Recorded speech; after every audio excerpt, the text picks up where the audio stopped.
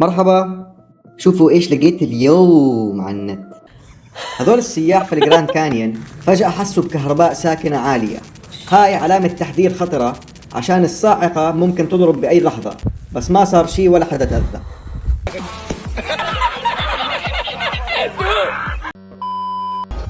الزلمة اللي قاعد بتمرن هذا مش ختيار، هذا أناتولي، بطل في رفع الأثقال، وعنده قناة على اليوتيوب بقعد فيها بهلس على جماعة الحديد بالنادي وهو لابس زي متنكر. شوفوا الصدمة على وجه الشباب لما يشوفوا كيف بلعب حديد. I like sport and I like abs training.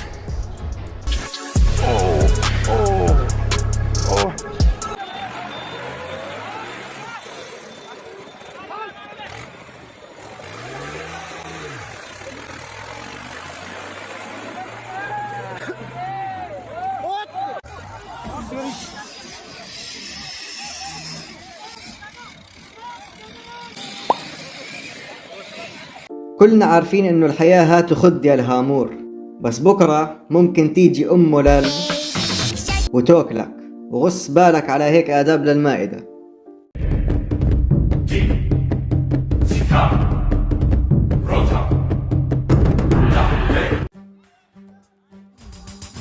أكبر غلطة بحياتي شميت ريحة باطي. بتقول لها خلي بالك من الواد، قالت لها من العندي قبل العندي في رمضان.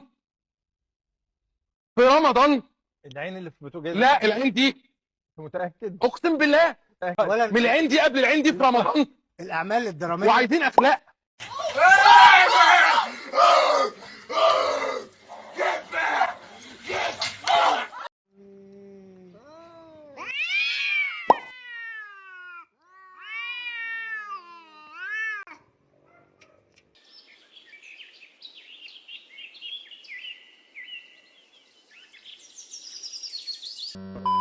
يا جماعة بالله عليكم، اللي عنده فيراري ولا لامبرجيني ولا سوزوكي، والله تاخذوا سيارتكم على الصحراء وتصوروا لي فيديو زي هذا خليني انشره على القناة. هي الايميل بالوصف.